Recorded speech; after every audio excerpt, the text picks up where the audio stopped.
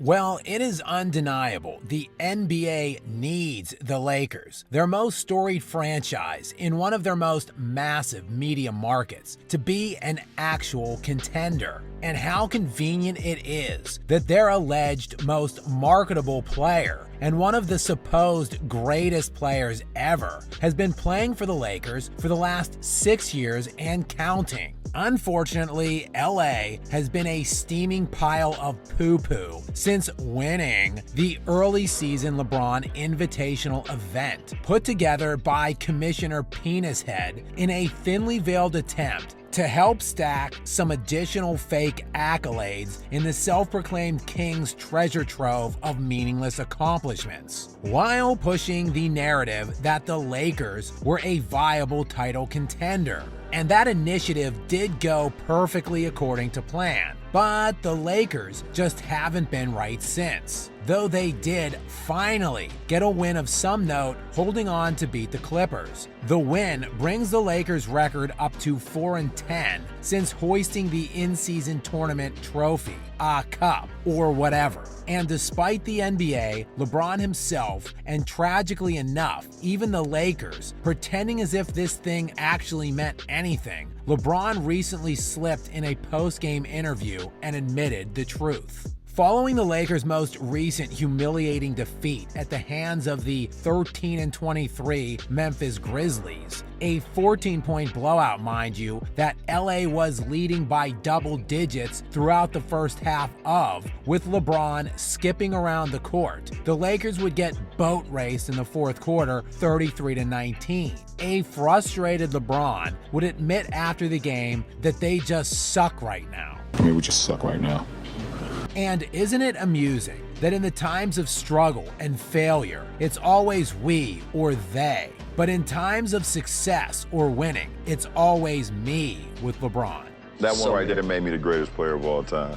A striking trend that has been going on not only with LeBron throughout his career, but messaging that is always parroted by his ignorant know-nothing fan base on social media and various jock sniffers on mass media platforms. It's always about the help he doesn't have, the teammates that aren't performing up to expectations, how unbeatable the opponents are. Yet when he wins, never mentioned are the Hall of Fame teammates, big shots, and plays made by others. He just wants his respect. And I want my damn respect too. Also dropped in this telling little post-game temper tantrum by Bron was exactly how much that in-season tournament win really meant. When asked about it by reporters, LeBron let it slip that it was really only 2 games. It was just two games, though. It's just a small sample. Everybody's getting so cracked up about Vegas and keep bringing up Vegas. It was 2 games. That was literally just 2 games. Oh, but wasn't this also LeBron following those 2 wins, spraying himself with champagne? Carrying on as if they just won an actual championship after beating 2 teams in Vegas who are currently just 7th in each conference? But hey, at least those 2 teams are better than the Lakers right now, who even following their big win against the Clippers are still just 18-19 on the season and sporting a robust minus 1.1 net differential for the season, good for 19th best currently in the league. And are 10th in the West right now, just a half a game up on the Warriors from dropping out of the play-in tournament altogether. Which, remember what LeBron initially thought of that play-in tournament? Whatever that thing is, whoever came up with that need to be fired. But whatever.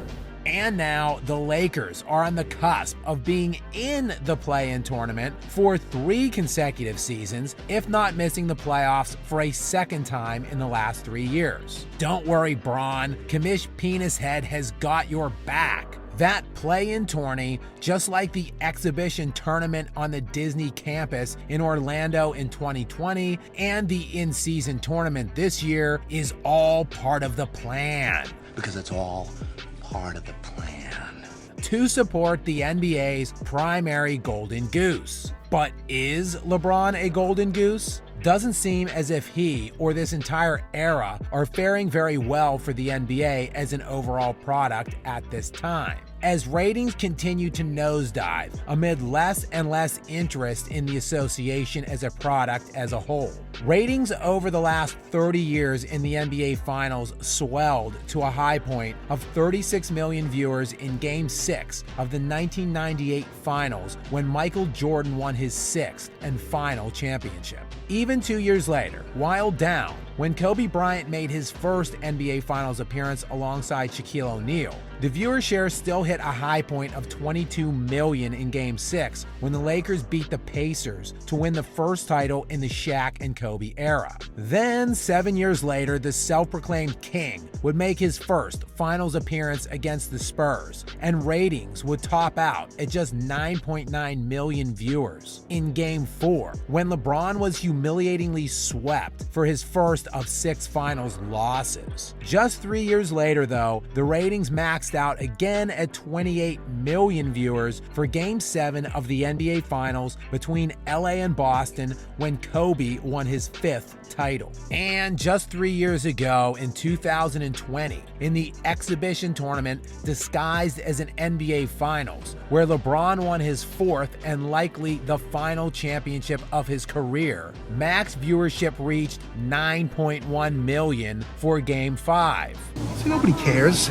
So as his seemingly interminable career limps on to his latest inevitable playoff choke job, regardless of whatever additional support the front office brings him in advance of the looming trade deadline, just keep in mind there is a method to Bron's madness. To hang on until he can strong-arm the Lakers into drafting his son Bronny, which might come around sooner than you may think, since LeBron recently went on record saying Bronny could play for the Lakers and make them better right now. This despite the fact he is currently averaging just 6.5 points per game for his college team. The Lakers, meanwhile, are sporting a mediocre 225 and 201 total record since LeBron's arrival in Tinseltown, and the Lakers have either missed the playoffs altogether or lost in the first round in 3 of the 5 full seasons he has played there so far. So while the walking penis head commissioner and the NBA front office continues to pledge allegiance to their golden boy, and teenagers on social media continue to drool over what they perceive to be the best era, it is clear that the vast majority of us have and continue to lose interest in this crop of pampered, soft losers now populating this once great league, who are, of course, only playing follow the leader behind the self-proclaimed king that no one is honoring more than himself.